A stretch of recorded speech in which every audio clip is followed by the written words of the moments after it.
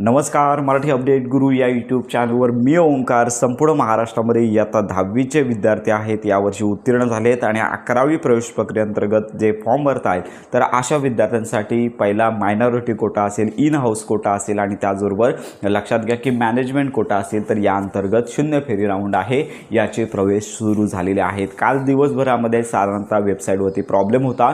आता विद्यार्थ्यांना properly form भरता येत आहेत. कॉलेजमध्ये लिस्ट देखील फॉर्ममध्ये कॉलेज लिस्ट उपलब्ध झालेली आहे. चला तर वेळ न घालवता सदरचा पार्ट 2 कसा भरायचा या संदर्भात देखील माहिती घेणार आहोत. ज्या विद्यार्थ्यांनी अजून पार्ट 1 भरलेला नाही आहे तो देखील पार्ट 1 फिलअप करता येतोय, त्यांनी देखील फिलअप करायचं आहे आणि त्याच्यानंतर तुम्हाला फॉर्म भरायचा आहे. आजचा व्हिडिओमध्ये जो पार्ट 2 सुरू झालेला आहे तर सर्वात प्रथम ॲप्लिकेशन लॉक करायचं आहे आणि त्याच्यानंतर लक्षात घ्या की मायनॉरिटी कोटा, त्याच्यानंतर in house quota. In house quota सगळ्यांना माहिती आहे की तुम्ही 10वीमध्ये ज्या शाळांमध्ये शिकत होता त्या शाळांचं जर कॉलेज असेल तर त्यांना इन हाऊस कोटा असं म्हटलं जातं. आणि मॅनेजमेंट म्हणजे सर्व मॅनेजमेंट म्हणजेच व्यवस्थापनाच्या ज्या शाळा असतात, कॉलेजेस असतात त्यांच्या ठिकाणी स्कॉलरशिप त्या ठिकाणी दिली जात नाही आहे, फी सवलत देखील नसते. तर अशा मॅनेजमेंटच्या जागा आता उपलब्ध झालेल्या आहेत. तुम्हाला 2 दिवसांमध्ये अर्ज करायचा आहे. साधारणतः 13 तारखेपर्यंत अर्ज करायचा आहे आणि इतर जो सर्व कॅटेगरी आहेत तर त्यांना जो राऊंड आहे साधारणतः 21 तारखेपासून सुरू होणार आहे. आणि नवीन नोंदणी जरी केली नसेल तरी तुम्ही करून घ्या. पार्ट 1चा फॉर्म कसा भरायचा माहितीपर व्हिडिओ यापूर्वीच दिला आहे, व्हिडिओच्या डिस्क्रिप्शन बॉक्समध्ये तुम्हाला मिळून जाणार आहे. चला तर वेळ न घालवता पार्ट 2 कसा भरायचा या संदर्भात संपूर्ण माहिती घेऊया. तर लक्षात घ्या की ज्या विद्यार्थ्यांनी पार्ट 1चा फॉर्म भरलेला नाही आहे, स्टुडंट रजिस्ट्रेशन केलेलं नाही आहे, त्यांच्यासाठी देखील स्टुडंट रजिस्ट्रेशन चालू आहे.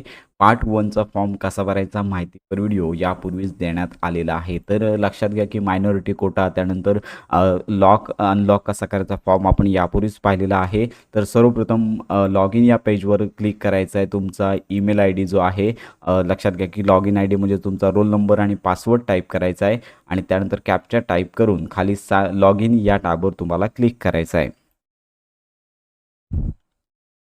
तर आता हा प्रॉपर फॉर्म चालत आहे, कारण का काल ऑलमोस्ट लक्षात घ्या साईटवरती प्रॉब्लेम होता, परंतु आता सर्व कॉलेजच्या लिस्ट आलेल्या आहेत. सर्वप्रथम तुमची प्रोफाईल पाहायला मिळेल आणि बाजूला पाहू शकता की ॲप्लिकेशन फॉर्म आहे पार्ट 1 तुम्हाला पाहायला मिळणार आहे. अनेक विद्यार्थ्यांना डॉक्युमेंट अपलोड करताना 10वीची मार्कशीट मिळत नाही आहे, कारण का अजून कॉलेजमध्येच आले नाही आहे.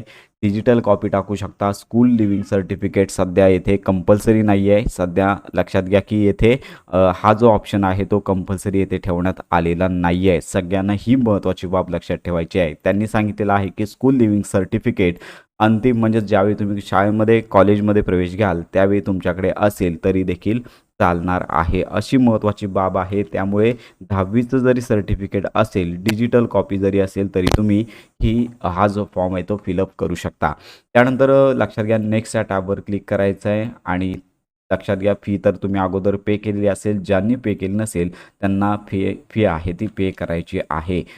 ज्यांनी फॉर्म अनलॉक केले नाही आहे त्यांनी संपूर्ण फॉर्म चेक करायचा आहे. अंडरटेकिंग बॉक्सवर क्लिक करून लॉक करायचा आहे, कारण का लॉक केल्याशिवाय तुम्हाला पार्ट 2 आहे तो भरता येणार नाही आहे. डाव्या बाजूला पाहू शकता की पार्ट 2 याच्यामध्ये मीडियम आहे, तुम्हाला सर्वप्रथम निवडायचं आहे. याच्यामध्ये तुम्हाला कुठल्या शाखेमध्ये ॲडमिशन घ्यायचं आहे ती निवडायचं आहे, कारण का याच्यानुसार कॉलेजेस आणि प्रेफरन्स दिसतील.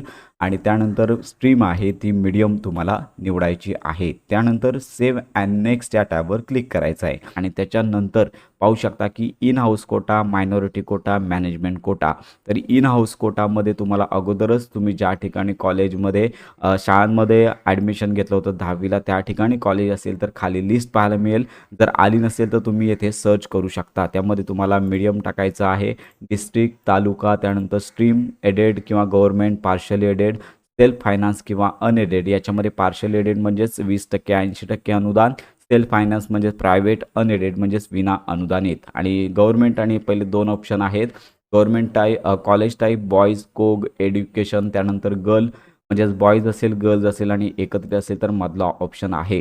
सर्च देखील तुम्ही करू शकता. कॉलेजचं नाव आणि युडाईस माहिती असेल तर टाकू शकता. गुगलवरतून देखील मिळेल पण गरज नाही आहे, खाली तुम्हाला कॉलेजची माहिती आल्याची पाहायला मिळेल. या ठिकाणी ॲक्शन आहे ॲड या टॅबवर क्लिक करायचं आहे. तुमचा प्रेफरन्स ॲड होईल आणि त्यानंतर सेव्ह अँड लॉक चॉईस या टॅबवर तुम्हाला क्लिक करायचं आहे. तुमचे प्रेफरन्स सेव्ह झालेले आहेत इथे खाली पाहू शकता. जर याच्यामध्ये डिलीट करायचं असेल तर तुम्ही हे प्रेफरन्स डिलीट करू शकता. तर अशा प्रकारे तुम्ही हे जे प्रेफरन्स आहे ते तुम्हाला देता येणार आहेत. होऊ शकता आणि त्याच्यानंतर तुम्हाला फॉर्म प्रिंट काढायचे आहे आणि त्यानंतर पुढच्या राऊंडसाठी वेट करायचा आहे. त्याचप्रमाणे मायनॉरिटी कोटा अंतर्गत तुम्ही जर ऑप्शन घेतला असेल तरच तुम्हाला ऑप्शन दाखवतील. म्हणजे तुम्ही मायनॉरिटी ज्या कास्ट आहे त्यांच्या अंतर्गत येत असाल तरच तुम्हाला तो ऑप्शन दाखवेल आणि मॅनेजमेंट कोटा देखील सगळ्यांसाठी खुला असणार आहे. तुम्हाला सगळेच कॉलेज दाखवतील. यासाठी तुम्हाला सर्च ऑप्शन वापरायचा आहे. त्यानंतर सर्वप्रथम मीडियम तुम्हाला टाकायचं आहे. त्यानंतर डिस्ट्रिक्ट असेल ते तुम्हाला टाकायचं आहे. त्याच्यानंतर लक्षात घ्या की तुमचा तालुका आहे तो निवडायचा आहे आणि त्याच्यानंतर स्ट्रीम जी कुठल्या लक्षात घ्या मान्यता जी कॉलेजची आहे ती टाकायची आहे. कॉलेजचा टाईप एड घ्यायचा आहे एकत्रित. त्यानंतर कॉलेजचं नेम आणि UDAIS माहिती असेल टाका आणि सर्च या टॅबवर क्लिक करायचं आहे. खाली तुम्हाला लिस्ट आल्याची पाहायला मिळेल. जर तुम्हाला याची कॉलेज सिलेक्ट करायचं असेल तर येथे ॲड या ऑप्शनवरती तुम्हाला क्लिक करायचं आहे. ॲड या ऑप्शनवरती क्लिक केल्यानंतर खाली तुम्हाला पाहायला मिळेल कॉलेजची माहिती पाहायला मिळेल. त्यामध्ये तुम्हाला लक्षात घ्या स्ट्रीम, स्टेटस, मीडियम, त्यानंतर संपूर्ण फी देखील तुम्हाला पाहायला मिळणार आहे. त्यानंतर सेव्ह अँड लॉक चॉईस या टॅबवर क्लिक करायचं आहे.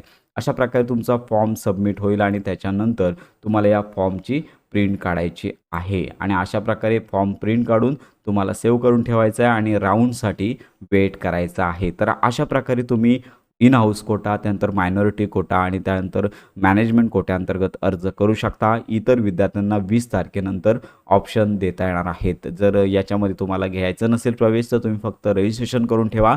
अशा प्रकारची ही महत्त्वाची माहिती सर्वांपर्यंत शेअर करा. तुमच्या जर काही शंका असतील तर आपल्या व्हिडिओच्या कमेंट बॉक्समध्ये नक्की कळवा. 10वी नंतर 11वी प्रवेश प्रक्रिया या संदर्भात खात्रीशीर माहितीसाठी आपल्या मराठी अपडेट गुरु या यूट्यूब चॅनलच्या कनेक्टमध्ये राहा.